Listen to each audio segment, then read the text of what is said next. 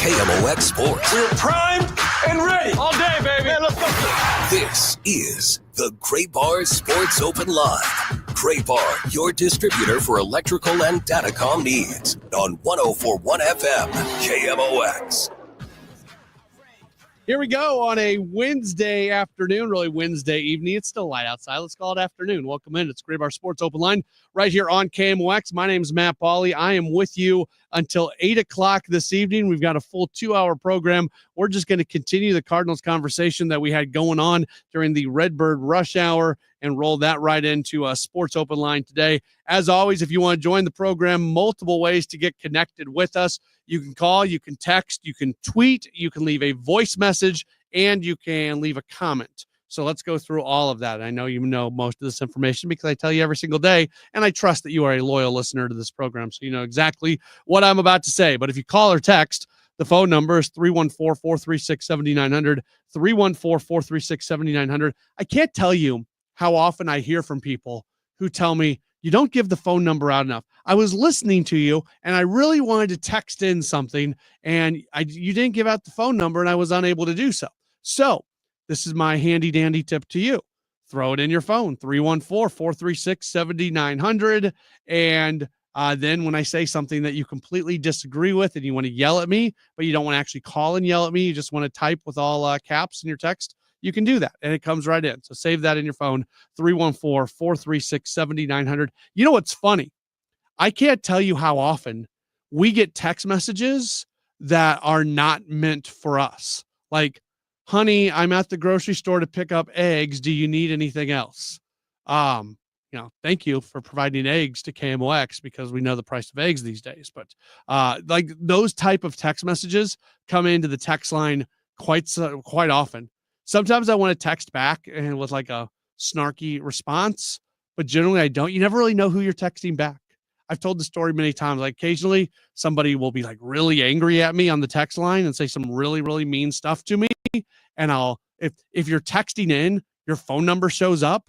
I have been known to, the show gets over, I'll go back to the old KMOX sports office and I'll pick up the phone and I'll call somebody, not for radio, just to talk to them one-on-one, because if somebody's that angry at me, we gotta figure out what's going on. Let's we don't need that. I don't want to bring that kind of anger to the world. So I'll try to call. And sometimes I have really good conversations and people appreciate it. But like I've made some people angry. Like they've picked up and like they have not been happy by the fact that I decided to call them up. So I haven't done that quite as often lately because I've had some negative interactions with people on that, which just isn't really worth it. But anyways, that's how you get in contact with us. 314-436-7900. That's how you call. That's how you text. You can tweet at me at Matt Pauley on air, MattPauley on air. If you don't follow me on Twitter, you can follow me there too, but you don't have to follow me to tweet at me. The voicemail option on the Odyssey app, you're listening on the Odyssey app, you just click the little microphone button, boom, you leave a voice message and it comes right to the studio. And then Kyle looks at me and says, Matt, we've got a voice message, and we go from there. Or you can, if you are watching us on the stream, as the stream numbers are continuing to grow right now, just leave a comment and we will get to those. I always tell you on days of Cardinals day games when we do the extra inning show and it's like 5 minutes long, we save the opportunity to call and text and do those sort of things for Sports Open Line. So I always try to like take a chunk out of the show where I can just hand to you, like, for night games when we do the extra inning show, it's nothing but calls and text and all that sort of stuff. We try to get kind of back into our normal programming a little bit quicker on weekday day games. So we don't do that as much. So I try to have a good chunk of time for you to talk through things. And after today's Cardinals game, we got some things to talk about. That was, and I hope you were listening to a Redbird Rush Hour for the last hour or so, because there are very few games that have as many like major talking points as that game had today. The decision to send Siani from third, which was a really bad decision, and that might have cost the Cardinals the game. Now, I always kind of put a asterisk on that because they scored one run. They scored one run in 13 innings. They went 11 innings of baseball without scoring a single run. So if I'm going to sit here and say, you know what, that decision might have cost them the game. Yes, that is factually true.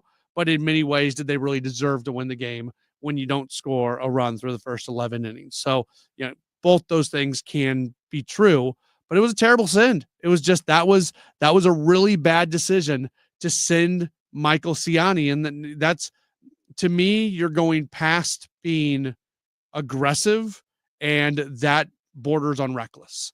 If you get thrown out of home being aggressive, it's a bang bang play, and there's balls out in right field, and the right fielder doesn't have a very good arm, and the runner knows it, and the third base coach knows it. So you're going to send him because 80% of the time he's going to be safe, and it falls under the 20% of the time where he's out.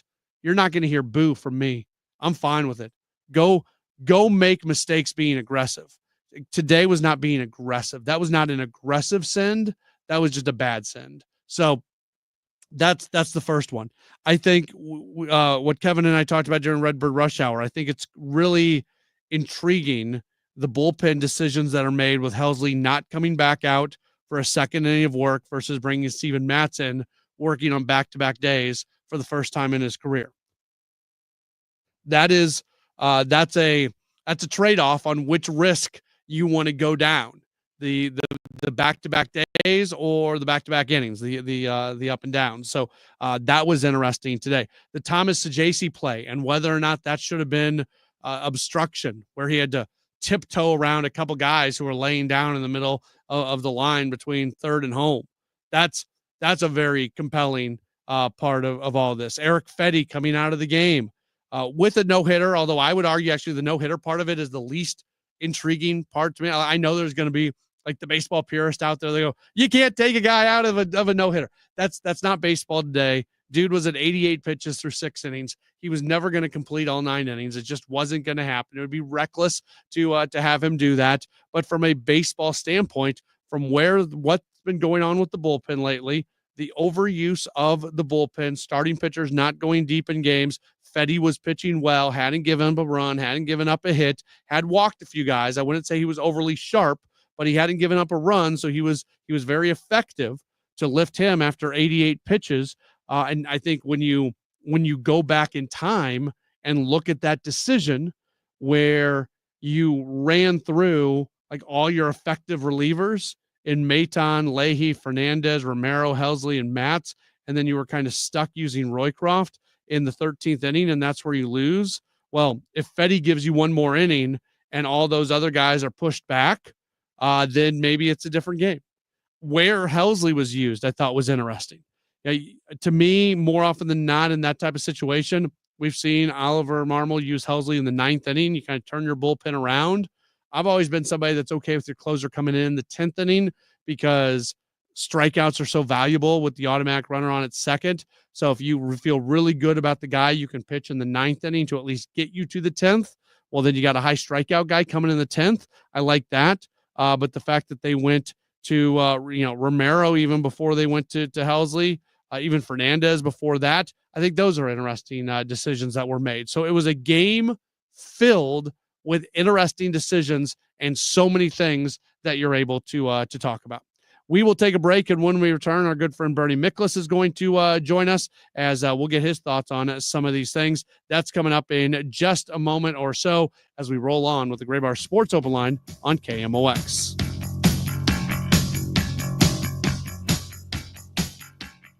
Some people follow the rules, but where's the fun in that? I'm Soraya, and this is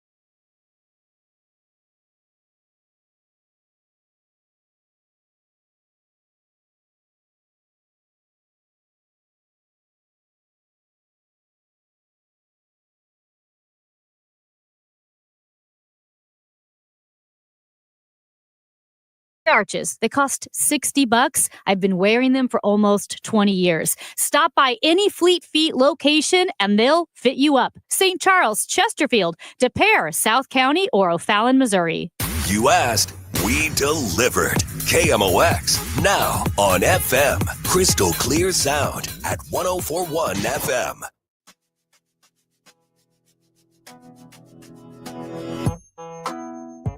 It's a Gray Bar Sports Open Line right here on KMOX. My name is Matt Pauley. I've got you till 8 o'clock. Then Jen Cease is going to be in from 8 to 9 with City Spotlight, so make sure to be tuned in for that. Right now, we're very happy to welcome in our good friend Bernie Miklas. His conversation's always being brought to you by Saliga Heating and Cooling. Bernie, great to talk to you as always. How are you? I'm doing good, man. It seems like you and I haven't done any talking together for a little bit too long, so it's good to be with you again. Yeah, we used to be on like every day with Gas House Gang, but I'm not a cool kid anymore. So I'm on Redbird Rush Hour while you guys are holding it down in the 12 noon hour without me and Kevin. Absolutely. Well, I just have a hard time every day keeping track of my own schedule. I'm surprised I haven't, like, in effect, blown like 10 assignments already. So unless I get a link to remind me, I'm kind of like, wait a minute, what day is it? Well, and where do I go? Who am I working for? So folks should know that they can find you, your videos and your columns, Sports Hub STL, and then you're also working with the great Katie Wu with the Cardinals Territory program. So you're all over the place and part of the Gas House Gang, and you pop in just about to every other show on KMOX as well. So we're glad to have you. I thought, Bernie, today's game was interesting because there's like so many inflection points. There's the Sajasi play, which could have been obstruction. There's Siani being sent. There's Fetty coming out of the game with a no-hitter. There's Helsley not coming back out for a second inning. I mean, this is one of those games where decision after decision after decision has an impact on the game. Did any of those especially strike you as being more notable or something that you especially disagreed with? Well, Pop Warner's decision to send Siani was just I don't want to be too crude. It just made sense. It was just a really bad decision. You saw how quick Tommy Pham got on that ball, and it's in relatively shallow left field. And Siani, who's very fast, I know that, but he hadn't even reached third base. But at the time Pham actually got to the ball, Siani wasn't even at third base yet. And so why would you send him? I just thought it was ridiculous. And that was one. The Cardinals lost three. This ties into a larger thing. They lost three people on the bases today. Siani, they lost on that bizarre play. They lost Sajasi, and also Nolan Arenado got caught off guard at third base on a ground ball. In a really big moment, Bernie. That was a huge moment for Arenado to get tagged out. So I didn't think it was a particularly focused team today. It's getaway day. This tends to happen. I thought there was a lot of overreaction to some of Ollie Marmol's moves. Now, listen, I get tired of repeating this, but I don't hesitate to criticize Ollie Marmol, and he knows it. And I don't slink away from that. But I try to be fair. And so every time I try to defend him, of course, that makes me, I'm on somebody's payroll or whatever. So I get tired of the whole thing. We get the checks on the 15th to the 30th, right, Bernie? I'm on that same payroll. Yeah, right. I don't exist to tie my whole life up in a social media platform where I can scream and holler and like every decision a manager I dislike, I'm going to just try to destroy him on X. I can't live my life that way. I try to be fair. So we could talk through this stuff, and I don't know what your opinion is on it, because I was having a hard time getting connected on my end.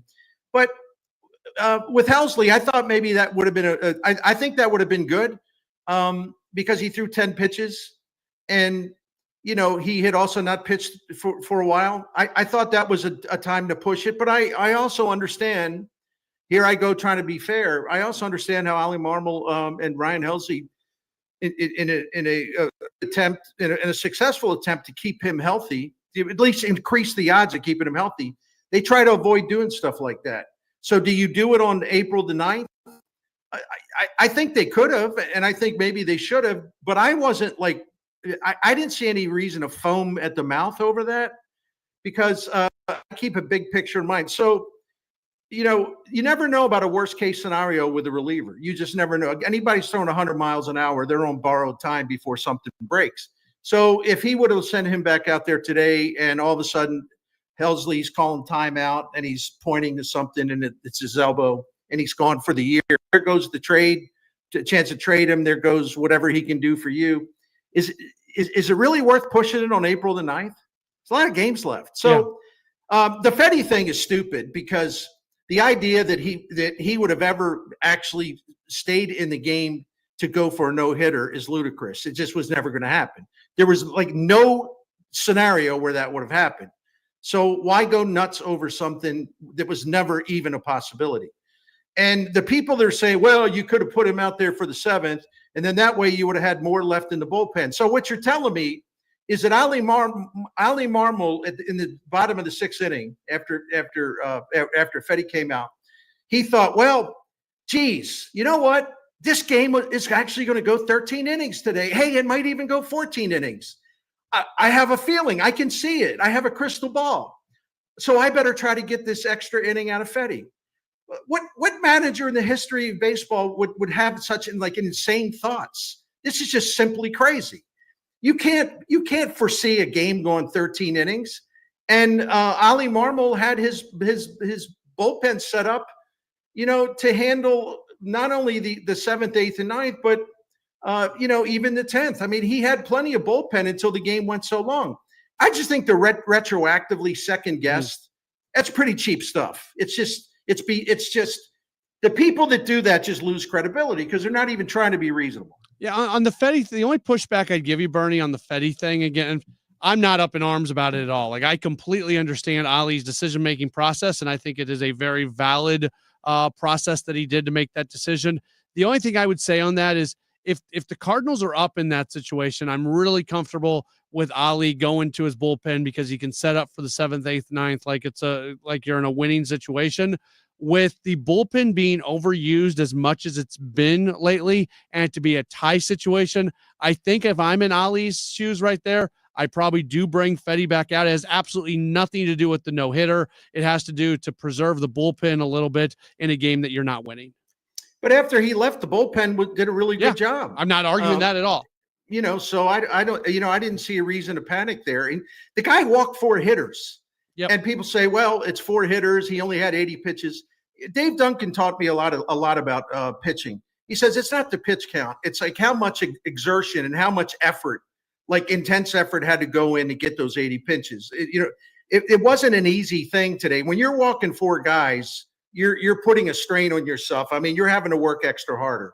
And that's a Dave Duncan principle. So if you're going to get mad at me, not you, but if people listening are mad at me for saying it, well, we'll get mad at Dave Duncan, the greatest pitching coach that ever lived, because he was a big believer in that. It's a long, long season, but they're going to need more innings in general from their starting pitchers because there is a connection, obviously, to the bullpen fatigue and their ineffectiveness. So, and they're going to have to get Roycroft out of here. I think everybody knows that. He needs time down in Memphis. I wish I knew all the details on Helsley, because there was going to be a risk factor on either you're bringing Helsley out for a second inning, which I'm not running away from the fact that is a risk, and it's something the Cardinals made him the best reliever in baseball for sure the National League last year through a system of mostly 1-inning outings, not a whole lot of back-to-back, certainly not a lot of 3 in a rows. But there was also the risk factor of Steven Matz has never pitched back-to-back games in his entire career. So the Cardinals went into the risk factor of Matz on back-to-back potentially over the risk factor of Helsley coming back out with 10 pitches. And that's one of those things that I'd love to be on the inside to know all the different factors that lead to that decision. I think one of the factors is that Ryan Helsley was up and down a couple of times, like long before he actually entered the game. So Ali had him warming up at least twice, and then finally, warmed up a little bit before he entered the game. So maybe that factored into his mind. Did we lose Bernie? We lost Bernie. We'll see if we can get reconnected with him in here in just a moment. That's a great point that Bernie just made, by the way, and something that we did not talk about on the Redbird Rush Hour is how many times a guy gets up. When I was working in the Royals organization, And this was in the minor leagues. This wasn't in the big leagues. So this, you can't apply standards and practices that happen in the minor leagues to the big leagues. I just say this um, to give you an example of what's going on. There was a policy that when a guy had been up 3 different times in a game, warm up 3 different times in a game, you couldn't get him up for a 4th time, and he was also down the next day as well. So that was that tells you a little something about what it can take out of you. So that was what the Royals did in the minor leagues. 3 times up in a game, you couldn't get up a 4th time, and you couldn't pitch the next day. So it was a great point by Bernie on that part of it, which we didn't talk about during the Redbird Rush Hour. I think, Bernie, do we have we back? Yeah, I got disconnected, which is okay. Technology is our friend and our enemy, correct? It is, because you sound wonderful when you're connected. So that's the good part of it, right?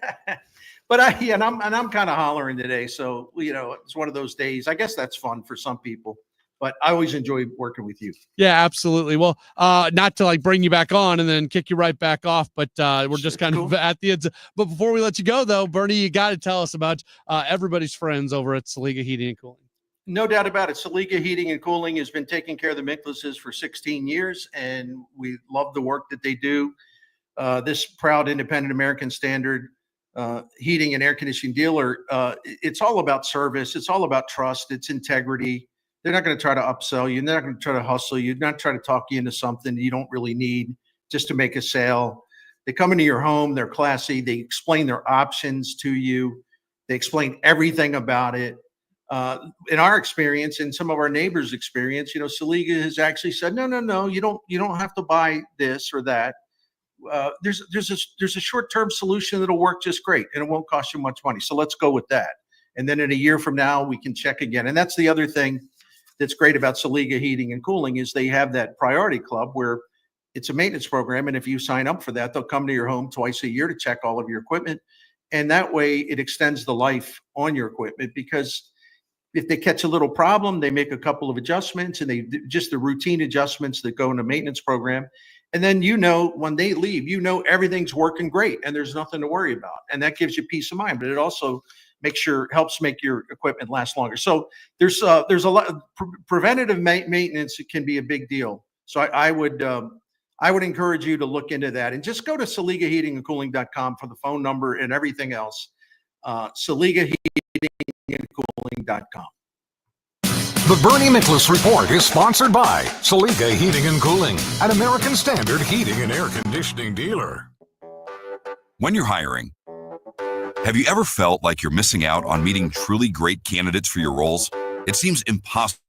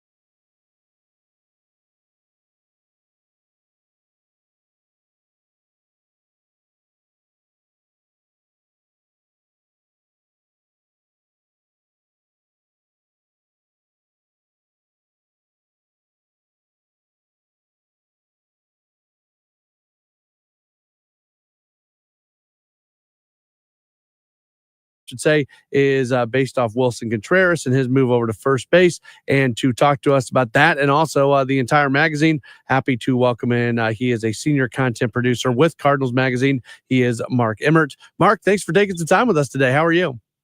I'm doing well. How are you, Matt? I am good. So the word on the street is you guys have been trying to do a story about Wilson Contreras for quite some time, but you got bogged down a little bit last year by some injuries. Yeah, I interviewed him a year ago in spring training. I got a nice sit down with him for a cover story we were working on for last May.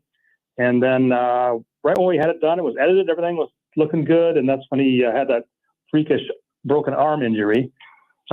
Basically on the eve of when we were going to publish that story. Honestly, I was in the press box going, oh, no. And then we waited, of course, till he came back. And then he broke his finger, as you recall, getting hit by a pitch. So we waited again, and now it's a whole different story because he's changed positions. So we had to kind of start over, which is fine. And I'm happy with the results. I actually really like Wilson Contreras. I enjoy talking to him. I think he's got a really unique and interesting personality, and also, of course, a heck of a ball player. What did he say that most interested you in terms of the work that he has done to go from being a catcher to being a first baseman? Well, I think first of all, it was his attitude. Like he never really questioned the move. He told me that he was probably going to have to move at some point in his career anyway, just to kind of prolong it, as a lot of catchers are these days. In fact, he told me that he doesn't think catchers are going to be catching 140 plus games a year the way Yachty did for all those years. So that's kind of a thing of the past. You've seen it with Salvador Perez moving over to first base at some for the Royals. So he kind of thought that this was coming anyway. In fact, he said he joked about it late last season with Pedro Pajes. He said, "Don't be surprised next year if I come back as a first baseman." And that's exactly what happened. So he told me when they called him out and made that request, he didn't think twice, didn't hesitate. He didn't ask for a trade, didn't sulk about it. He was happy to move, and he's actually really enjoying the challenge there.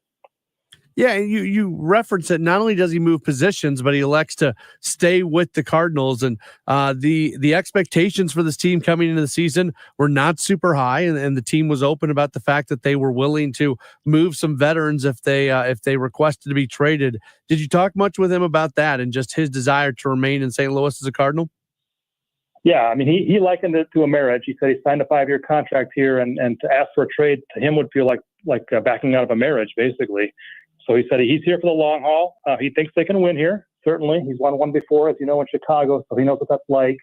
He likes the young team and the young energy. He really, the thing he told me he hates the most is people that doubt his team. And he used an expletive there that I can't repeat.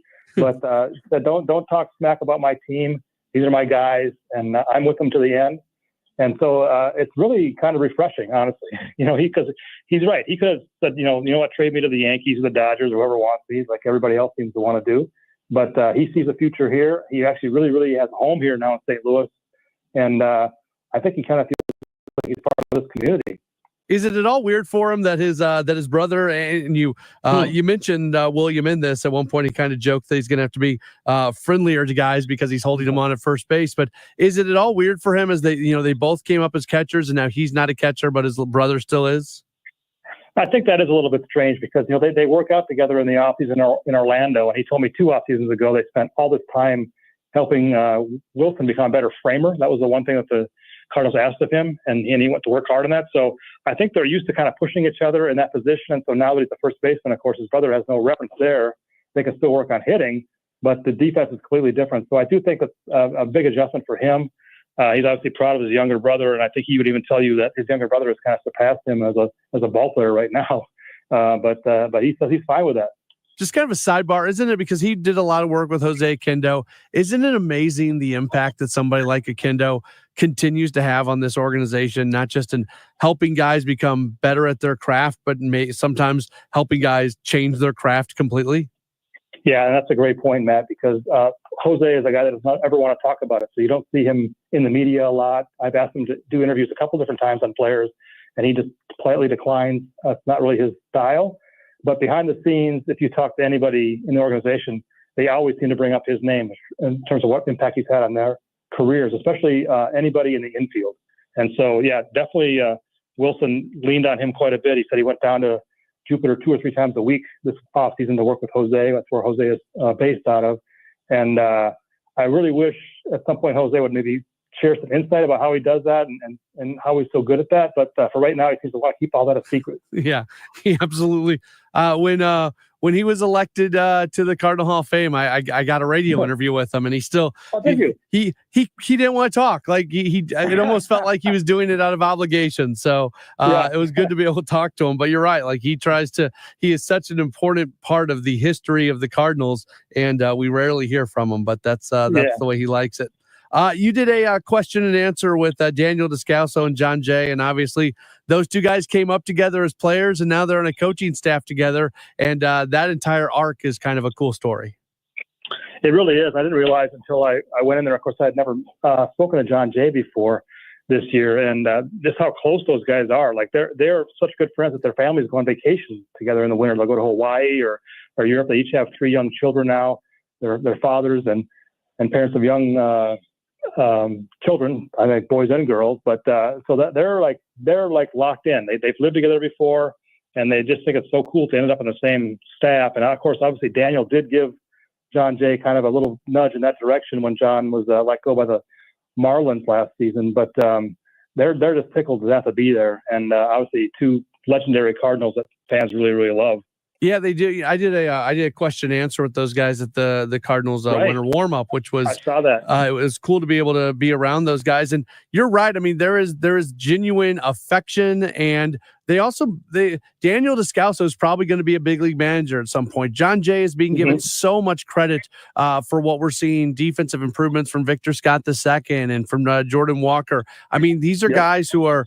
It's not just a fun story about former Cardinals who are now coaches. These are guys who are having a major impact. Right, and apparently that's kind of the way they were wired even as players. Like they never really spoke about the fact that they might be coaches someday, but everybody that was around them kind of saw this coming. Like they just see the game that way. They're very, very into the fundamentals and playing the game the right way and being good teammates. And so David Freese was down in Jupiter, as you know, for a week or so, and I spoke to him as well. And he said, he's not really surprised to see his 2 friends kind of wind up where they wound up. Like, because he said even back in Memphis when they were playing, he could kind of see that these guys were a little more mature than your ordinary, AAA ball player.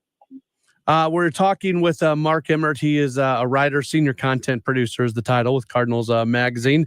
The newest edition is available. So when you're at a Cardinals game, make sure to pick it up, or you can always get a subscription as well. We'll talk more about that in just a moment or so. Also wanted to mention a story that your colleague, Elizabeth Meineke, who has also been on this show, did, where she hung out with Pedro Pajas, Michael McGreevy, and Michael Ciani as they went out for a round of golf. And, when you're in the Cardinals clubhouse, especially during spring training, you see those guys hanging around each other. They're guys who like to have a whole lot of fun for sure, and that comes out in her story. Yeah, it was a really fun story, and she kind of wanted to look for a kind of an entryway to get some of the personality about Michael McGreevy in front of fans, just kind of what makes him tick and who he is as a player, because obviously he's going to be an important part of the future here. And a very delightful young man, first of all, but she found out that he's an avid golfer. Of course, he's from California, so that makes sense, right? And so she said, hey, how about if you pick the 2 guys you want to golf with? We'll take you out on the course, and we'll just kind of follow you around for 9 holes. And of course, the guys had a lot of fun, and he ended up picking Pajas and Ciani. And that was a really, really delightful group. And I think they talked some baseball, too, along the way. So I think if you read the story, you kind of get a really good sense of a little bit of Michael McGreevy's personality. How nice is it to work for a publication? Like journalism like that is going away in our world, and the storytelling that you guys do at Cardinals Magazine, it's fun, it's informative, it's unique. I got to think that this is a really good place to be able to work. Yeah. Well, first of all, thank you for that compliment. That's very nice of you. And yeah, I've been a newspaper reporter my whole career until I came here about 2 years ago. And definitely that was the appeal, because you're right. That kind of long form journalism, that storytelling is kind of sadly going away in a lot of places as they have cutbacks. And here we feel like we do it right. We feel like we're giving fans a service that they can't get anywhere else for the most part. And we're very proud of that. So I hope that people kind of support that as well. All right, people can pick up a copy of Cardinals Magazine if you are at the ballpark. Just go to where you pick up scorecards and that sort of thing, and you can purchase it. But Mark, if somebody wants to get a subscription to the magazine, what's the best way to go about that? Yeah, they can go to cardinals.com/magazine, and all the information is there, and you'll actually get two free tickets to a baseball game this year if you're a new subscriber. So it's a really, really good deal. We'll mail them right to your house, or you can come get them at the stadium. So I hope people take advantage of that. Yeah, absolutely. Pick up this copy. Again, Mark Emmert joining us, senior content producer with Cardinals Magazine. Mark, thanks so much for taking the time. Thank you, Matt. All right, that's Mark Emmert. We'll take a break. We've got more coming up in just a moment. It's Gray Bar Sports Open Line on KMOX. This is Tom Ackerman. This basketball season, use Underdog, one of the leading sports apps, to play in the state.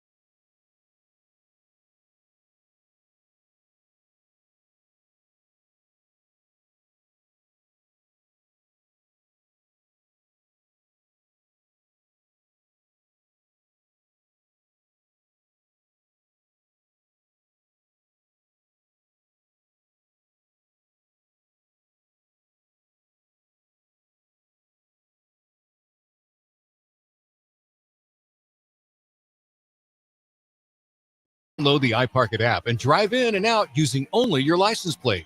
Use iPark for convenience and peace of mind on game day. Welcome back to the Gray Bar Sports Open Line. Once again, Matt Pauley on KMOX. We are starting to wrap things up here in hour number 1 of the program. In hour number 2, we will talk a little St. Louis Blues hockey. They are in action tonight, looking to get things going again. They match up against Edmonton on the road, so that's going to be a late night start tonight. 9 o'clock Central is when that game is going to have its puck drop. In front of that, Matthew DeFranks from the Post-Dispatch and STL Today. He's going to join us in about a half hour or so. About 7:35 is when he is going to get and join us, and we'll preview what's going on with the Blues tonight, just overall what's going on with them as they look to sew up playoff spots sooner than later with just 3 games to go here in the regular season. I always say this on days of weekday day games, we don't do like the long extended extra inning show. So I know a lot of people like being able to chime in on the Cardinals game post game. We hold that for Sports Open Line. So what we're going to do, I've pretty much blocked out the first half hour of the 7 o'clock hour. So through 7 o'clock to about 7:30 or so, we're going to give you an opportunity to call, text, tweet, leave a voice message or leave a comment on our video stream if you have any comments on what happened in today's game. So we'll start that just after the 7 o'clock news. You can call or text at 314-436-7900. 314-436-7900. I've already gotten a whole bunch of text messages about today's game, so we'll start reading through those. Again, we'll take phone calls. If you do want to leave a voice message, if you are listening via the Odyssey app, it's really easy. There's a microphone button right there where you're listening on the Odyssey app, and you can just leave a voice message, and it comes right into the studio, and then we can play it, and I can respond to it. So we'll have that coming up in just a little while. If you are watching on the video stream, you can leave a comment. We've got some comments that have come in, so we'll respond to those, or you can just go old-fashioned way and tweet at me. Is that the old-fashioned? What's more old-fashioned, texting or tweeting? Probably texting is a little more old-fashioned, but you can just tweet at me if you'd like, at Matt Pauley on air, MattPauley on air. And we've got some comments on there as we've gone along, so we will certainly read those. Kyle Sixta, who is our sports producer here at KMOX, he made this comment to me earlier, and I thought it was really interesting because we have disagreements sometimes on baseball stuff like us here at KMOX, but I also think more often than not, we're pretty like-minded on some things. So I'm talking whether it's Bernie, whether it's Kevin, whether it's Tom, whether it's Kyle, like what we are very like-minded on things. And today is an interesting game because we all have some like really different takes on this. Like I pushed back on Bernie a little bit when he was on earlier. There are some things that he believes that I would not completely agree with. If you were listening to Redbird Rush Hour, Kevin and I weren't completely on the same page. Kyle, I know you loved the fact that Eric Fetty came out when he came out today. I thought it was a good decision. For some reason, third time through the order, I know you and Kevin had your disagreement with that in the Redbird Rush Hour. I don't know if it's taken out of context or what, but no matter what, these are major league hitters. Third time through a lineup. I just didn't like seeing Eric Fetty face the heart of their lineup a third time. The stats speak for themselves, kind of like you said in that 5 o'clock hour. It just felt like after those walks that he had to start every inning, it was just kind of asking for trouble. You had someone ready like Phil Maton, who hasn't given up a run this year at all. It just felt like the time to go to him. And look, Pirates have some legit dudes in the lineup. I know their numbers aren't great, but Brian Reynolds is a good baseball player. Andrew McCutcheon's a good baseball player. Brian Hayes is a good baseball player. Joey Bart's a good baseball player. There's some pieces in that lineup that are, and some of those guys were due up in that inning. Exactly. I think it was 3, 4, 5 in that 7th inning that Fetty would have had to go through, if I'm not mistaken. So, like you said, it's they're still major league hitters. You know? Yeah. So if I'm Ollie in that spot, I probably bring Fetty back out for a 7th inning. My motivation for that is you've used your bullpen so much lately. Even if Fetty gets into a little bit of trouble there and you have to go to the bullpen, if he gets 1 out, if he gets 2 outs, that's 1 or 2 outs that you don't have to put on your bullpen. The argument to that is tomorrow's an off day, so it really doesn't matter in the grand scheme of things.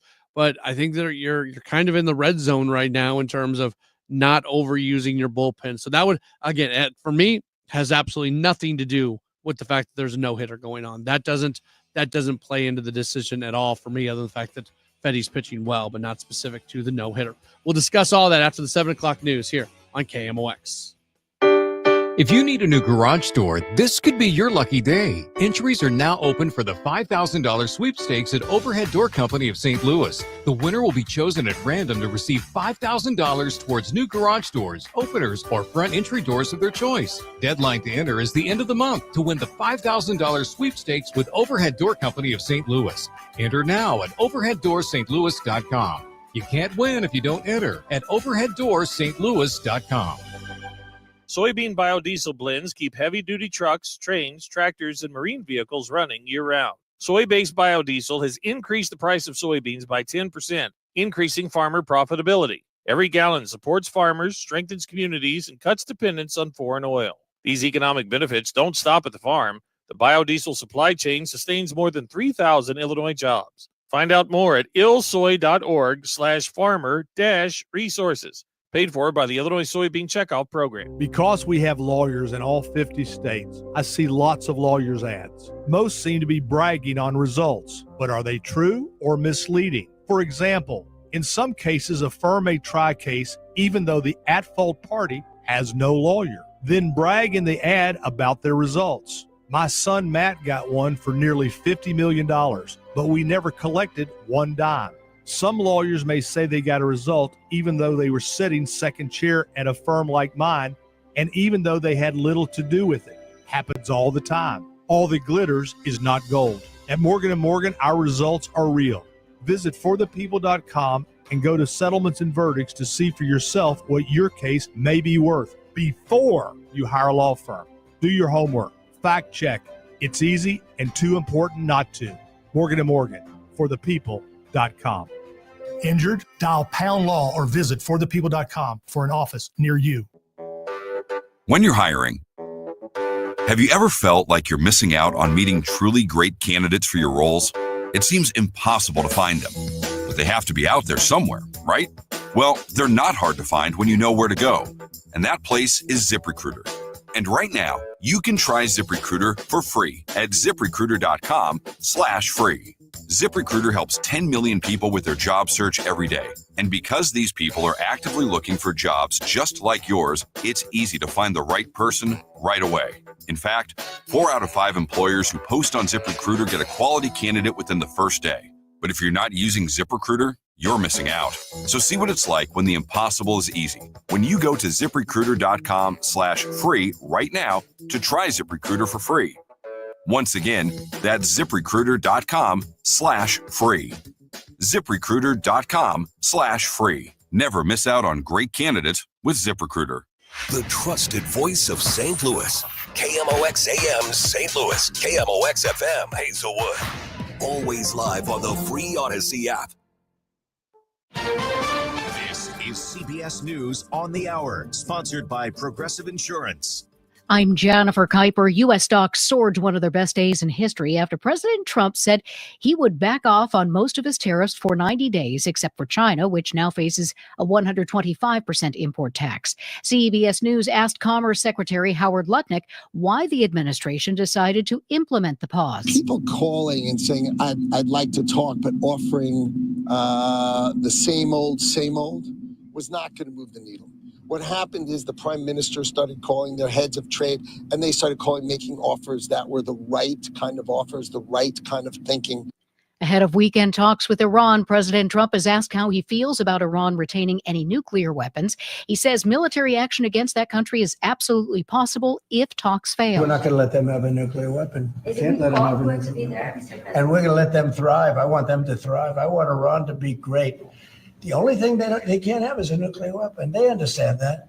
2 federal judges blocked the Trump administration from using the Alien Enemies Act to deport a number of plaintiffs. CBS's Scott McFarland. In the Southern District of Texas, a judge has said a certain group of Venezuelan nationals are to be protected from deportation until there's a further review. In the Southern District of New York, a judge has said certain people who live there no longer can be deported under the Alien Enemies Act until there's further review. This is all happening episodically in different parts of the country. The blanket order is gone. This comes days after the Supreme Court cleared the way for the administration to use the 1798 law, though it said potential deportees must be given the opportunity to challenge their removal. The Justice Department is moving to drop its criminal case against a Virginia man accused of being the East Coast leader of the MS-13 gang. CBS's Matt Piper. Attorney General Pam Bondi has been announcing arrests of gang members for weeks. And today, we're here to announce the arrest of... Now, the U.S. Attorney for the Eastern District of Virginia has asked the judge to dismiss the criminal complaint pending against Henry Villatoro Santos. Sources say the DOJ will likely seek to deport him, which would break historical precedent since it would be before he faced criminal conviction of the crimes Bondi alleges. She says Santos has been behind most MS-13 violent crimes. The Pittsburgh Pirates organization is in hot water after removing and recycling engraved memorial bricks without telling anyone. CBS News Pittsburgh reporter Chris Hoffman. Wow, just simple bricks. Their value was priceless to some. Mark Robinson bought one with his daughter's name on it. It was one of the 10,000 that's outside PNC Park for about 25 years. For a lot of folks, they have literally removed people's memorials to their deceased family members. That's terrible. This is CBS News. Think O'Reilly Auto Parts for all your car care needs. Get the parts and service you need fast from the professional parts people at O'Reilly Auto Parts. At 7:03, we've got a cloudy sky. It is 64 degrees downtown at the Arch. Metrolink service has been restored between the Union Station and Shiloh Scott Metrolink stations. At the last update, Blue Line Metrolink trains are only operating between the Shrewsbury, Lansdowne, and Forest Park to Bolivar stations. Red Line trains may have delays of 10 to 20 minutes until further notice. Missouri is a step closer to lowering the minimum age to have a gun. The state house has given preliminary approval to a bill that would change the minimum age from 19 to 18 years old to get a concealed carry permit. Bunston Republican Tim Taylor also wants to allow people with a concealed carry permit to carry a gun on public transportation, excluding Amtrak. Kirkwood Democrat Mark Boyko opposes the bill. The minimum age for a concealed carry permit, 21, in Florida, Texas, Iowa, Illinois, Kentucky, all of them are almost identical to the death rate Missouri had when we were at 21. When we dropped it from 21 to 19, we've seen a 58% increase in the rate of gun deaths. That's 500 to 600 more Missourians dead each and every year. Missouri Net reporting there's one more House vote of approval needed to send the proposal to the Senate. St. Louis County voters rejected Proposition B, but the legal peril may have just begun for Sam Page. County Executive Page faced questions over a piece of mail in opposition of Prop B, paid for by county tax dollars, that has prompted an investigation by the Missouri Secretary of State. Asked about the legality of the one-sided nature of the mail, Page said his hand was forced by the ballot language. Biased ballot language obligated us to tell the voters in St. Louis County what this really meant. Page says he is confident the mail was within the confines of the law. Prop B failed, with 62% of voters rejecting the measure. Sean Malone, KMOX News. The FBI is continuing to warn parents about online networks that encourage kids to harm themselves. Virtual consumer editor Megan Lynch has more. You may have heard of the group 764, but there are other online networks that target underage girls and other vulnerable individuals. They befriend them. And I get you to start telling me, I'm having problems with my mom, or I'm having problems, I'm being bullied at school. They then take that, lure the child in, groom the child to think I'm your friend. FBI special agent in charge of the St. Louis field office, Ashley Johnson, says the criminals then twist that and manipulate kids into harming themselves or even animals while filming that activity. The victims are then threatened that they'll be exposed to family and friends unless they continue. Johnson says these violent networks often find their underage targets through online gaming sites. Megan Lynch, KMOX News. Clearing sky overnight, low 47 degrees. And for tomorrow, we've got scattered showers, some spot storms, mix of clouds and sun with a high of 67. 59 for Friday, sunny but cooler. Right now, clouds and 64 downtown at the Arch. I'm Michael Calhoun, KMOX News. Welcome back to the Gray Bar Sports Open Line. Once again, Matt Pauley on KMOX. Back at it as we get into the 7 o'clock hour here on KMOX. My name is Matt Pauley. Talk a lot Cardinals baseball. We will talk some Blues hockey towards the end of the hour because, Blues are playing some great hockey, and they are in action tonight. Matthew DeFranks is scheduled to join us at about 7:30 or so. But between then and now, this is when I open up to you because we did not have the full extra inning show today. So try to give you the opportunity to chime in and give us your thoughts on what's going on with the Cardinals. So the ways to get in contact, you can call in 314-436-7900, 314-436-7900. That's how you call. That's also how you text. Same number. Tweet at me at Matt Pauley on air. Leave a voice message if you are listening on the Odyssey app, or you can leave a comment if you are watching on the video stream.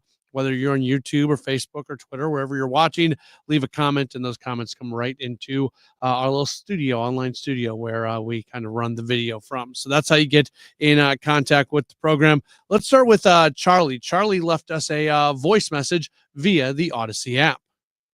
I fully admit that. But somewhere along the line, if you're pulling a pitcher after 6 innings and he's got a no-hitter going, baseball is lesser because of it. I like no-hitters. I like complete games. I talk about Bob Gibson's 255 complete games frequently. It's just something that baseball needs to treasure, needs to make part of everyday baseball games. It's just part of what baseball is and always has been about. Things like complete games. Complete games are great, but no-hitters, if he gives up the hit the next day or the next pitch, fine. But let's let the no-hitter play out.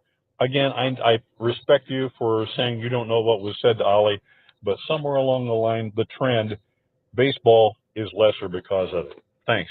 Charlie, appreciate it. And well-reasoned thought process there from you. I I fully understand, like, people who are like romantic about the way baseball used to be and then apply those standards to the way the game is played now. Nothing wrong with that. I get it. It's and in many ways, I've talked about this a lot. In many ways, the game of baseball is not as aesthetically pleasing as it previously was.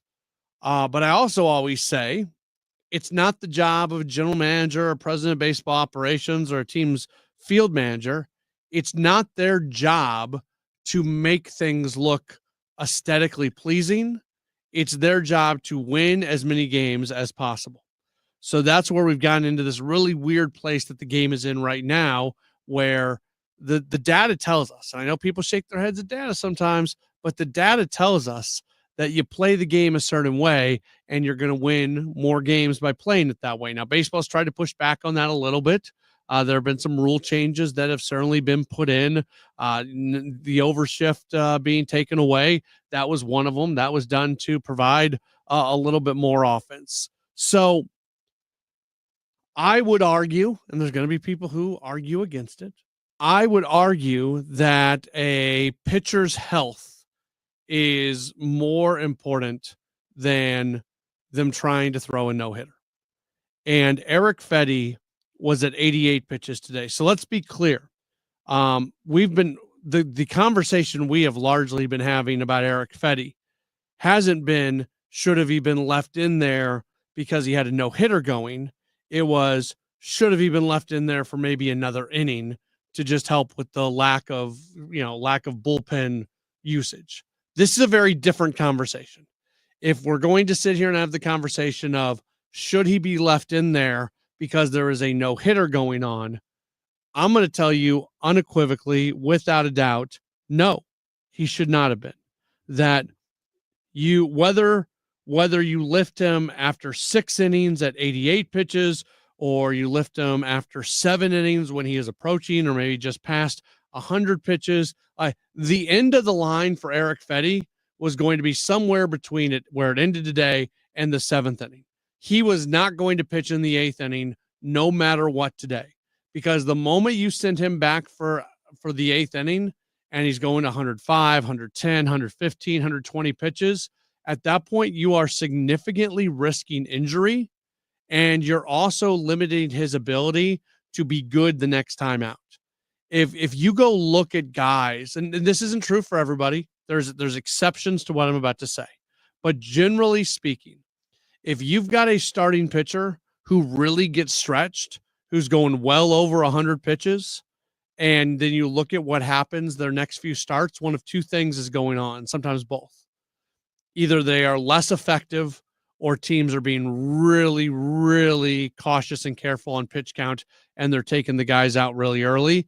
But that can affect somebody for multiple starts thereafter. So no, I understand, Charlie, where you're coming from, and like the magic, the mystique of a no-hitter, which just doesn't really happen in today's baseball as often because of pitch counts. You see combined no-hitters sometimes, and you still see full no-hitters. Who was it? Who threw the Greg Maddux? Was it Eovaldi? Who was that? Who was? It was Eovaldi. Okay, yeah. so Nathan, Greg Maddux is a full complete game under 100 pitches. You'll get one or two of those a year, it seems like. So those things still happen. They just don't happen as often. And I don't love comparing the game today to what happened in the 60s or in the 70s. Like, and this is not, I'm not taking a shot at the way they played baseball then. Like that's an amazing time. And so many people who are listening right now, that's where they learned to love Cardinals baseball. And you think about the legendary players. You mentioned Bob Gibson. This is not me taking anything away from what they did. I am 100% convinced that if Bob Gibson was pitching today, he would be an incredibly dominant pitcher. I would also argue he would be taking advantage of every single tool that is available now that wasn't available when he was pitching. And he might throw harder because of just how we understand biomechanics and things like that. So Bob Gibson pitching today probably would be better than Bob Gibson even in the 60s. I have no doubt that he would be a dominant Hall of Fame pitcher if he was pitching today at the same age that he was pitching before. So this is not me taking a shot at anything, but I'll say this: the game is different. And when you try to apply the standards of how a game was played many years ago and apply it to the way the game is played today, it doesn't always work. The game's different. And that doesn't mean the game is better. In many times it means the game's worse, but the game is different. So I have no problem. I have no issue with Eric Fetty being taken out when he was throwing a no-hitter. We can argue whether or not he should come back out for a 7th inning just to try to help save the bullpen a little bit. That's a very valid thing. But asking him to go much further than that and push that pitch count to where it was, I mean, how would you feel about it if Eric Fetty comes back out for the 8th inning? He maybe he gives up a hit, maybe he doesn't give up a hit, but all of a sudden he starts grabbing his shoulder. All of a sudden his elbow goes out and you lose him for the rest of the year. It's not worth it. And is there any guarantee that that's going to happen? No, but it's risk calculation. That's what all this is. It's always risk calculation. If you decide to make a move that works 55% of the time, but doesn't work 45% of the time, of course you're going to go for that move because it works more often than it doesn't, but there's still the risk of it not working because it doesn't work 45% of the time. It doesn't make it a bad decision. It's all part of the risk calculation. So there is a line that you don't want to cross with a pitcher when it comes to workload inside of a game, where all of a sudden the risk of injury and or the risk of effectiveness moving forward, or both of those things, or even the risk of injury later down the line, where all of a sudden that starts to grow exponentially. To me, that's not worth leaving a guy in to just chase a no-hitter. That's my take on that. 314-436-7900, 314-436-7900. That's how you call. That's how you text. You can tweet at me at Matt Pauley on air. If you're watching us, just leave a comment. We'll get to more of those coming up in just a moment as we roll on with the Gray Bar Sports Open Line on KMOX. We all hear the radio ads about the IRS. They tell you to be afraid, to be scared, and they try to frighten you into calling. I'm not here to do that. Tax Relief Advocates is different. TRA is here to tell you that if you owe money to the IRS, whether it's $5,000, $50,000,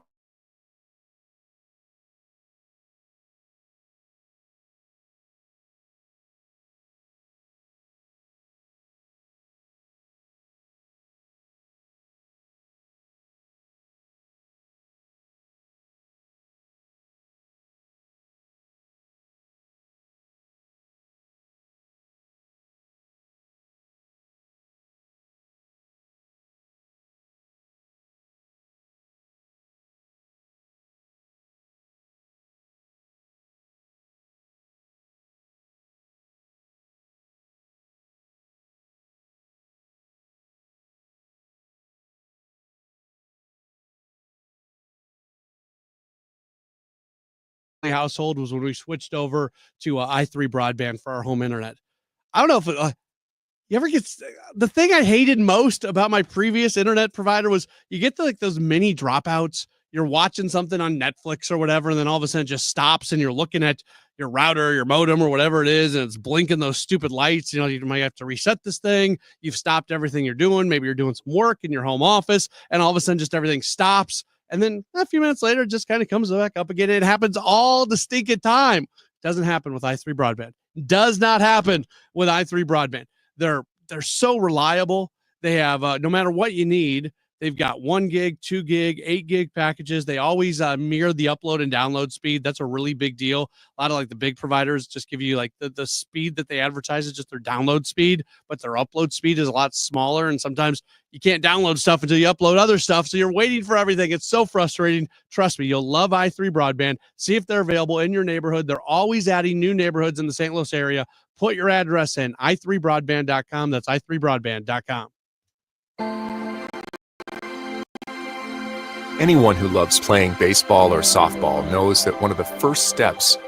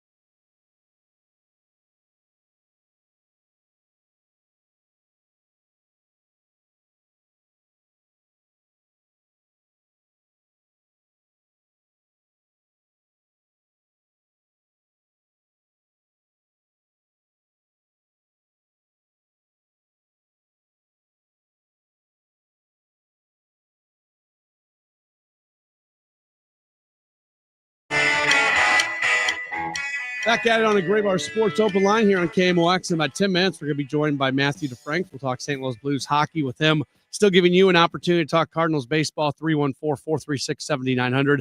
That's how you call or text. You can tweet at me, at Matt Pauley on air. If you can leave a message on our video chat if you'd like to as well. Eric has given us a call. Hey, Eric, you're on Sports Open Line. Hey, thanks for taking my call. So I just got home from a golf trip, and we were in Mississippi. And while we were in Mississippi, we were gambling there at a sports book. And Paul Skeens was pitching against the Cardinals, and all the guys were like, oh, we got to take the under. We got to take the under. Paul Skeens is pitching. And we're watching the game, and all of a sudden, next thing you know, it's the fifth inning, and Skeens is at 82 pitches, and they're down 4-1. And the Pirates didn't come out and pull Skeens out of the game. Now, it's 36 degrees in Pittsburgh that night. If you remember, all the Cardinal players were wrapped up in parkas like they were in Antarctica playing the game. So they got a little soft, but the Pirates got this world-class pitcher that's just a dominant pitcher. 98 pitches he threw that night. He was never in the game. He never had a chance really to win the game. And your comparison of, we got to protect our investments and we don't want to hurt, Fetty in a young early season. You don't want him throwing too many pitches. I think you're protecting the move, Matt, to be honest with you. I think it was another poor move, just like when they went out and talked to Sonny Gray a few games back and asked him how he was feeling and how he runs off the field and what happened. So I disagree with your theory about, taking them out and pitchers don't throw 9 innings anymore. It's the percentages that you're using. It's all based on the flow of the game, the feel of the game. You just can't look at a computer and say, we need to pull them. I think when you use the Skeens comparison, it's a little bit flawed because, as you said, he is this elite pitcher. Like that Paul Skeens, he's a unicorn. Like that doesn't exist. So he's somebody that he's big, he's strong, he's built, he is ready to be one of the best pitchers in all of baseball. It's the same conversation. If Nolan Ryan was pitching in today's game, well, then he's going to go out and throw over 100 pitches every single time because he's Nolan freaking Ryan. This guy's Paul freaking Skeens. There's not a lot of guys out there. So that's the only thing I would push back with you on. In the cold weather and he's down in the game, they're losing. He's not throwing a no-hitter. They left him in, though, because Paul Skeens. Because Paul Skeens. Appreciate the phone call. Like, that's who he is. And there's not many guys like that. Go show me a guy that has a 4.5 ERA that does that. Like, that's something that a super elite dude has. The Cardinals don't have one of those guys. Sonny Gray is the best that the Cardinals have. And I know people will be critical of him about his lack of innings pitched and his lack of pitches thrown in a game. This isn't new. This isn't a Cardinals thing. This is who Sonny Gray always is. He came in 3rd place in the American League Cy Young Award voting, doing the exact same stuff that he does now. Paul Skeens is Paul Skeens, and he walked in better than basically everybody else. That's why. That's why he goes out and throws 90 plus pitches every single time out, because his body is different than everybody else's body. And that's just what it is. So I understand the point you're making. It's a legitimate thing to look at, but my counterpoint would be, tell me just like a normal dude that does that, because Paul Skeens, you can't compare Paul Skeens to other guys in baseball. The Real Third Man sends in a message on our video stream, says, minus Victor Scott II, the Cardinals have 5 stolen base attempts in 12 games. 1's on a pickoff. Are these the running Redbirds we were promised? No, they're not. And they need to be. Now, that being said, they've been a really good offensive club. So that hasn't been top of mind, because when you're getting bunch of hits and you're getting a bunch of base runners, then you don't need that. But I would definitely like the Cardinals to push the issue a little bit more, putting runners in motion. And it felt like that was one of the talking points during spring training, and it hasn't happened. Your numbers are spot on. Like Victor Scott II is a threat to steal. They don't really have other threats to steal. Now Mason Wynn had a slow start to the season. You're kind of stuck with Wynn being in that 9 spot. You've got really good hitters coming up behind him. Wynn's a good, not great base stealer. So you don't want to lose him when you've got like Nootbaar and Contreras at the plate. But yeah, you would like to see some more motion on the bases. Text message from 217 says there's going to be a lot of a worn out bullpen pitchers if starters can't go more than 6 innings or 80 pitches. What about their arms? You're right. You're 100% right. At some point, starters have to start going deeper into games. I give the Cardinals a little bit of a pass right now because of how early on in the season. But if the same things are happening and we're having the exact same conversations 2-3 weeks from now, then it becomes a little bit different. Pitching injuries are more prevalent at the beginning of the season. And I think the Cardinals are being really, really cautious about that. But you do also have to be cautious about bullpen arms at the same time. You want to protect starters over bullpen arms. Generally speaking, they are more valuable, but that doesn't mean that you ignore it. And the Cardinals, when they decided they were going to go to a 6-man rotation, and they haven't gone to it yet, but essentially they're in a 6-man rotation because of all the off days, you have to get more length out of your starters at some point in time. 618 says, is it time to bench Contreras? No, it's not. I have no doubt he's going to be fine. I don't know how long it's going to take. He's going to be fine. And yeah, he's going to be fine at some point. He's Wilson Contreras. He's your best hitter on the team, even if he's not showing it right now. Luckily, not like today, notwithstanding, where you only score 1 run in 13 innings. But generally speaking, it hasn't hurt you that much that he has had a slow start to the season. It definitely did hurt you today because he had many opportunities to drive in some big runs. He left 3 runners on base personally today. Lars Nootbaar left 3 on. Pedro Pajes led 3. Victor Scott left 3, but he also, anyways. But no, I'm not to that point yet with Contreras that I'm thinking, well, there's got to be somebody else in there. It is frustrating though. A year after you were relying so much on Arenado and Goldschmidt, those guys didn't perform. Now this year you go into the year with Contreras being the guy, and he's not performing so much right now, and that's got to change. When we come back, we'll talk St. Louis Blues hockey. Matthew DeFranks is going to join us in just a moment here on KMOX. This is the story of the one. As a maintenance specialist for you.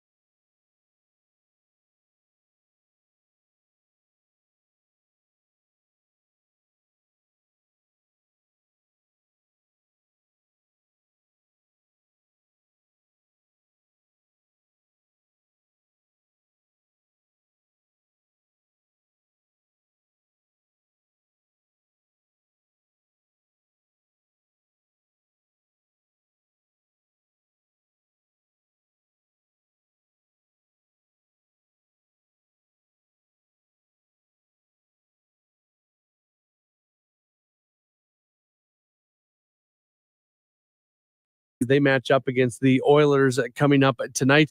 They lost for the first time in a long time, their last time out, falling to a really good Winnipeg team by a 3-1 score. Very happy right now to welcome on to the show. He is the beat writer covering the Blues for the Post-Dispatch and STL Today. He is Matthew DeFranks. You follow him on Twitter at @MDeFranks. Matthew, thank you so much for taking some time with us today. How are you?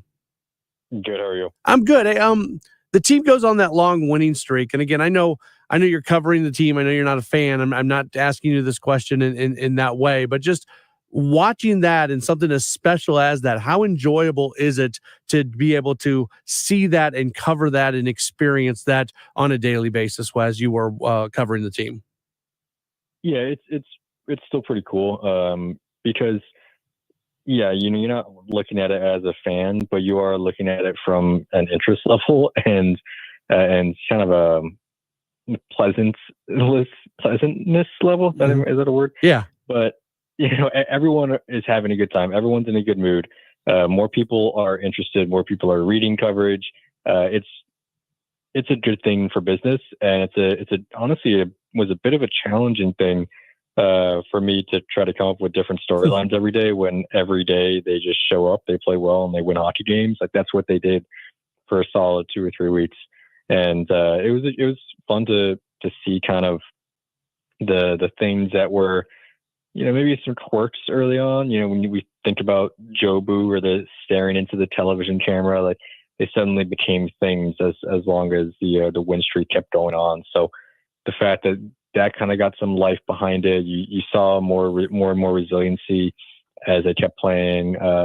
Some of the things that started out small just continued to get bigger throughout the streak, and it was fun to kind of sit back and witness that. How did that happen? Just in the sense of who they were really before the Four Nations and who they were after, it seems like they were a very, very different team. Yeah, it's crazy. I think we talked right around the trade deadline when the team was out in California, and looking back at that time, I thought that they were playing decent hockey, but they weren't playing to the standard that they put forth during the streak.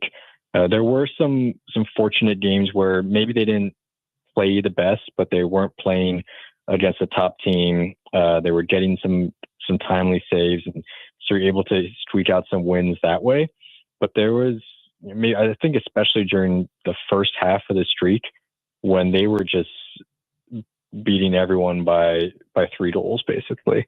They're in the first 7 games, they outscored the opponents 34-10, and that's not just skating by and getting by with some lucky games. And the last 5 games that they did play, they were 1-goal wins in that streak. So you can kind of look at that and say every now and then those will flip the other way. But those first 7 games, I think in particular, everything was going right. All 4 lines were playing well. The penalty kill had finally turned around from what it looked like earlier in the season when they were on pace to be the worst PK in Blues history. And so that's kind of turned around a little bit. The goaltending has been a lot more consistent on a nightly basis, where they show up and you have a good idea that either Joel Hofer or Jordan Binnington is going to give you a chance to win that game. And then everything else. I mean, Robert Thomas has been one of the best players, if not the best player in the league since the break. And they've gotten contributions from different guys at different points. When Paolo Buchnevich has come back from his injury, he's been good. Jake Neighbors has had some spells of productivity. Jordan Kyrou's been there. Even on defense, when you look at a guy like Cam Fowler, they've had contributions from a lot of different guys, so that even when there is a downswing somewhere else in the lineup, there's other people to help pick up that slack. I'm glad you bring up Robert Thomas, because you're right. I mean, you look at his numbers and he is, if not the best, one of the handful best really since the Four Nations. Is not that it really matters, but is he getting the credit that he deserves right now from maybe national hockey folks on just how well he is playing right now? I mean, it's tough for me to say, but I don't see a lot of chatter about him. Honestly, I think last year he was having a really good season until the Blues kind of faded away. He went through a little slump and they faded from the playoff race. And so last year, when he was off to a really hot start, there was a little bit of conversation, locally at least, about him being a Selke Trophy candidate, and the fact that he was being a number one center for the first time in his career. He's taking on top matchups. He was playing a lot on the penalty kill, and he was excelling and putting up points on the offensive side. You know, that 200-foot rounds game that he played was being recognized at least a little bit. And I think this year you'd probably see him be talked a little bit more about for, you know, some of these postseason, regular season awards. If he hadn't missed those 12 games because of a fractured ankle earlier in the season, I think you look at his numbers overall, and that would put him around 93 points for the season, which would be an improvement on the 86 he had last year. Would be about halfway to getting him to that 100-point mark that, you know, hasn't been done in quite some time for the Blues. So he's had a good overall season, and I think if he hadn't missed that time, if he had maybe some better analytics defensively, he would be talked about more in that Selke conversation potentially. But that just hasn't materialized this year, and it's one of those awards that maybe have to be talked about for a little bit of time before you actually break through or become a finalist or become a winner. I mean, it happens with pretty much everyone who ends up winning that award. Even Alexander Barkov right now, he went through a few years where he had to be talked about as a candidate first, and then was finalist, and then finally, you know, earned enough reputation points to move up into the solidly a contender category. And then Robert Thomas is kind of just starting that path now. We're talking with Matthew DeFranks. He covers the Blues for the Post-Dispatch and STL Today. What have you thought about Jimmy Snuggerud as he acclimates to the professional game?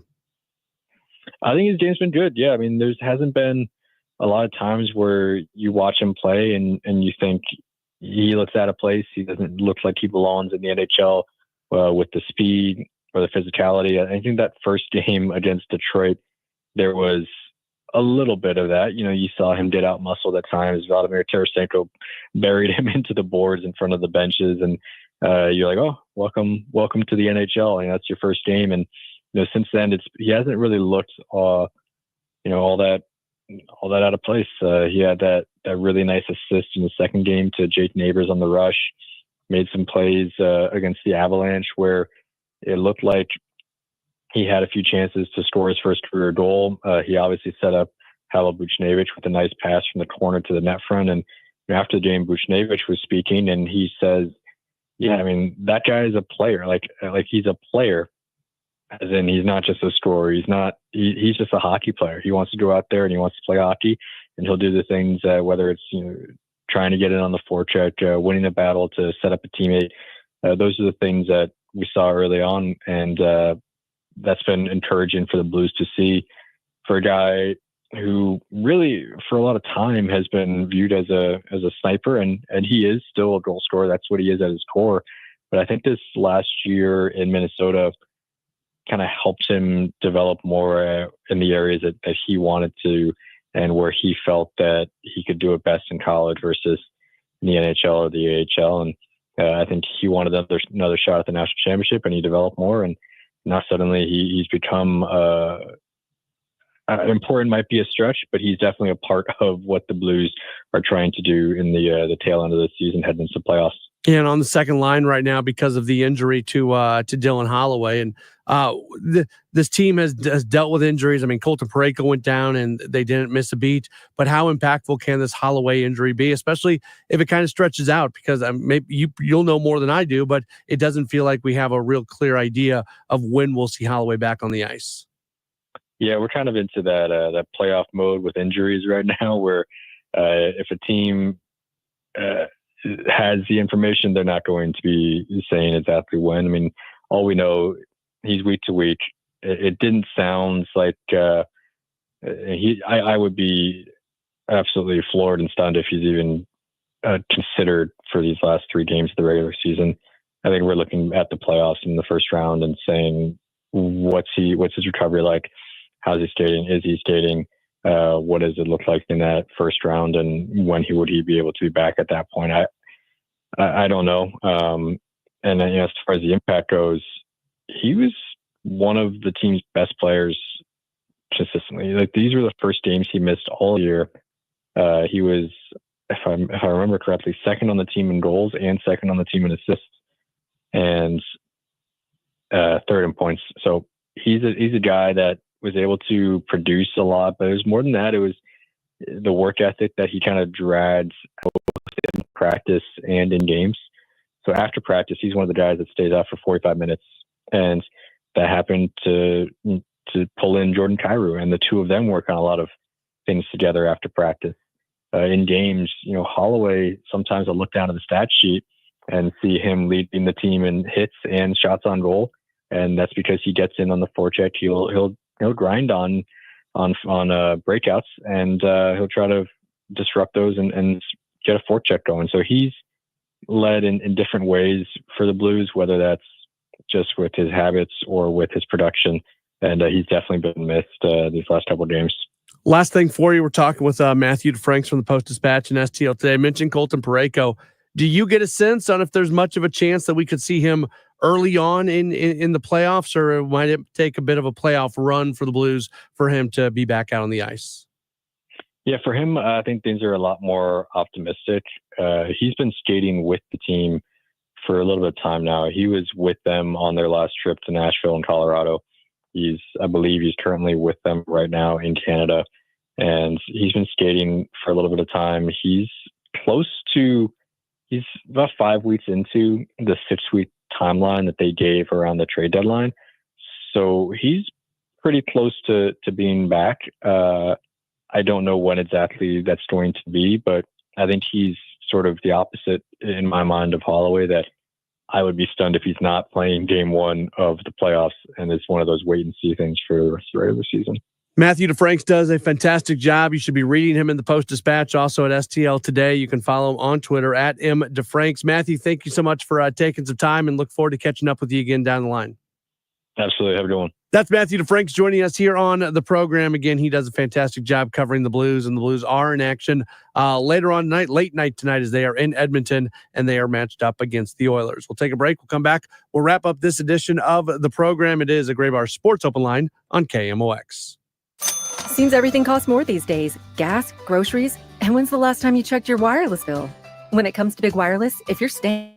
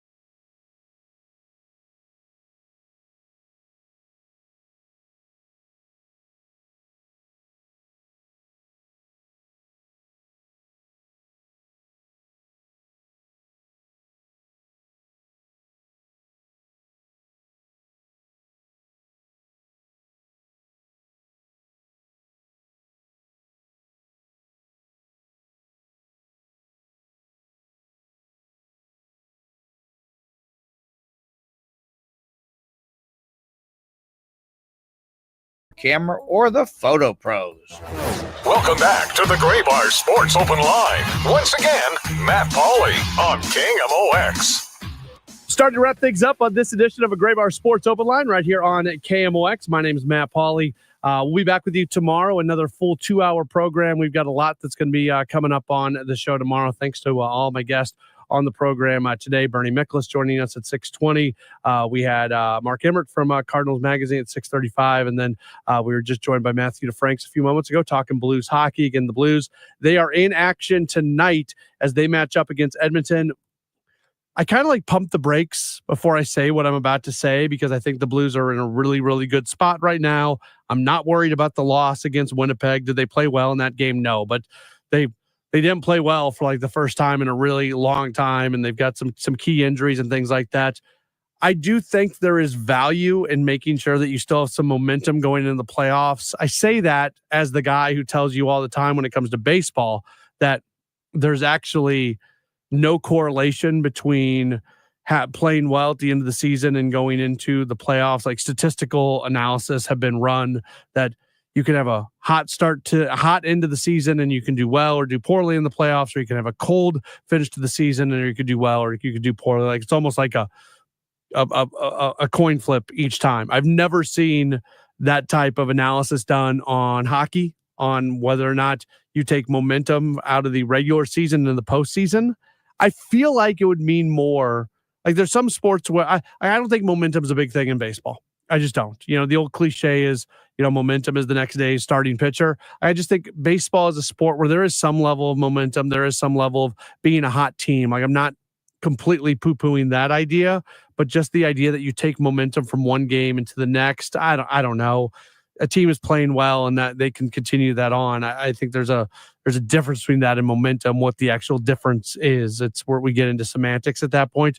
But I would, for whatever reason, and maybe it's just because I've never seen statistical analysis done when it comes to basketball, hockey, football.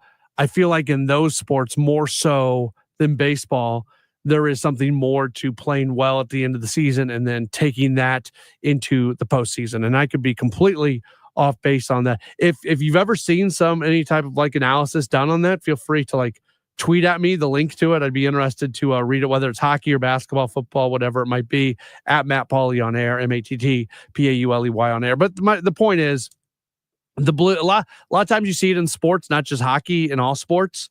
A team goes on a really, really long winning streak, and then they lose for the first time. And what happens? The losses stack up for a little while. Like you have that letdown of that first loss, and then it takes a little while to lock back in. Well, this is not the time for it to take a little while for it to lock back in because there's 3 games left in the regular season.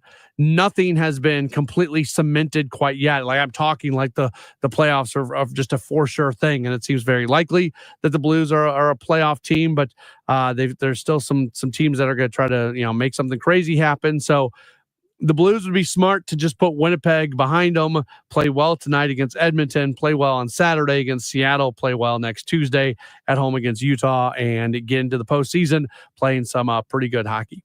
This is going to sound like myself patting myself on the back. It's not, even if it sounds that way.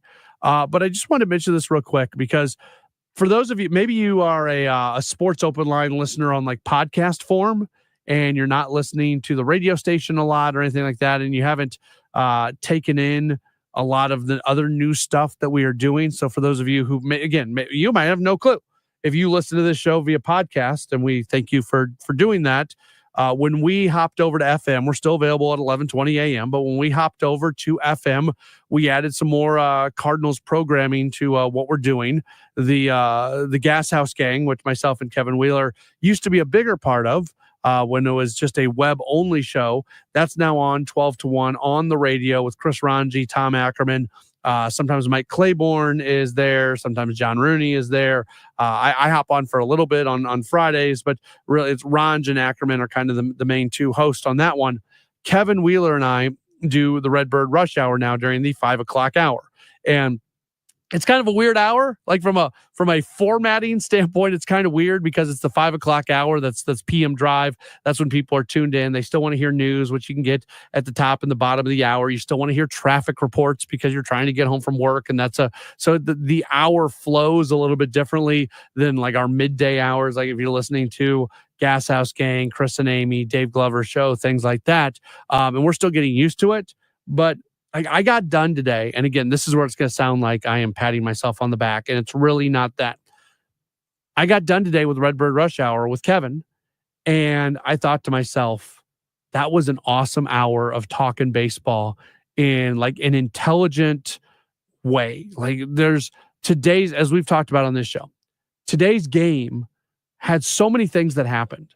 And some of the things helped lead to the team losing. Some of the things were just kind of weird to look at, but maybe didn't have the impact that some people want to say they had. Again, a lot of the decisions that are made, we don't know all the details and all the context behind those decisions to be able to answer all the questions on why those decisions were made. But I love the conversation that Kevin and I have always had about baseball. And you've heard it on this show. Like we've done the Friday conversations more often than not when Kevin and I talk for 15, 20 minutes about baseball. But just what we've done on Redbird Rush Hour, having, 5 or 6 like really targeted type segments when it goes about things. I would encourage you to listen.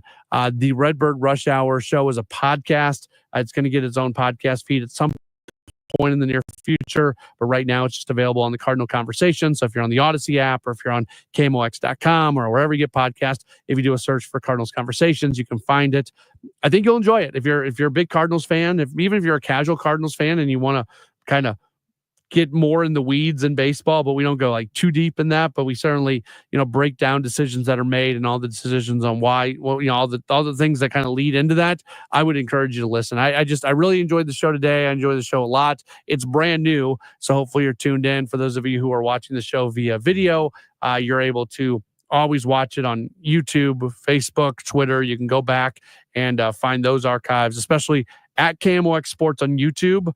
That is every video is archived that we do, whether it's Sports Open Line, whether it's Redbird Rush Hour, Gas House Gang, the Extra Inning Show. So that's, we do reaction to the game after every single game. Maybe that's a little bit late for you. It's 11:30 at night. You're ready to go to bed, but you've got a lot of thoughts about the way things went down. We always break down the game after that. So you can find all of that if you just head to the KMOX Sports YouTube page at KMOX Sports. Would encourage you to follow it, to subscribe. That way when we go live, you can be there right with us. And it's been fun to do all that. So again, that is a plug, right? It's a shameless plug. Was it shameless?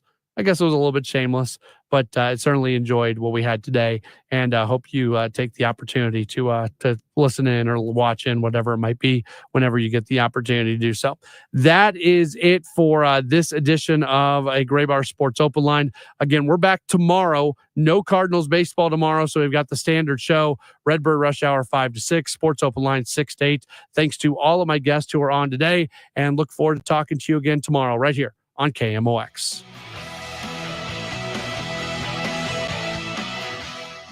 Prescriptions require an online consultation with a healthcare provider who will determine if appropriate. Restrictions apply. See website for details and important safety information. Subscription required. Price varies based on product and subscription plan. Hey guys, millions of men experience ED, but not everyone can access or afford treatments like Viagra. At HIMSS, our own board-certified urologist, Dr. Peter Stahl, knows this better than